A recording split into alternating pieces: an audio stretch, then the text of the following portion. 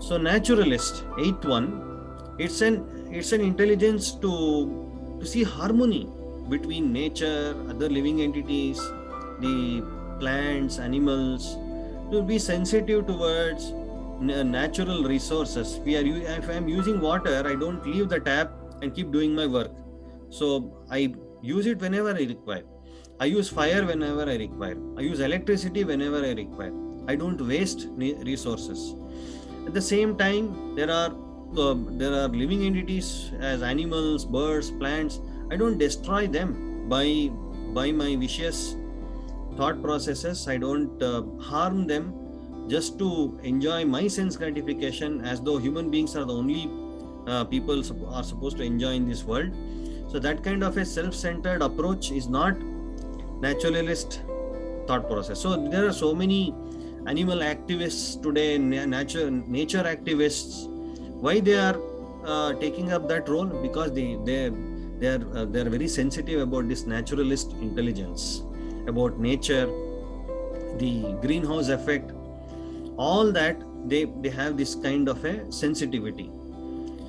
So today the consumerist world is exploiting this naturalist intelligences and producing so many objects wherein the ability to discriminate various objects, and then I think that I need all that facility for me to exist. So this is also called as naturalist intelligence. Now, as a devotee, I respect Tulsi Devi as a personality. So whenever I see Tulsi Devi, I pay obeisances, I circumambulate her, I offer water. This is a devotional naturalist sentiment. So we have other living entities. We see them as part and parcel of Krishna. They also have to be respected. Then mother cow, not exploiting the resources of Krishna. Then all that is energy of Krishna. So why should I waste? So in that thought, so devotee also has this naturalist ability. Now the question is, all the fields of education what we are talking about, our regular education is stressing on all these. There are various schools to teach us all these kinds of abilities or skills or intelligence for me to develop. But we find a lot of people excelling in all this, especially when we are finishing our graduation and then we are entering into the job world, professional world, where we educationists, thinkers, reformers, leaders, all of them are stressing about opportunities in the outside world, and everybody should have this kind of intelligence today to sustain it with the competition we have as a student. So how we can sustain with only these kind of 8 types of skills or intelligence is a big question today. So if you see, these are all taught, and the question is this sufficient for a person? There is something called intelligence quotient, emotional quotient. So all the some emotional quotient, intelligence quotient is being taught. More of intelligence quotient it is.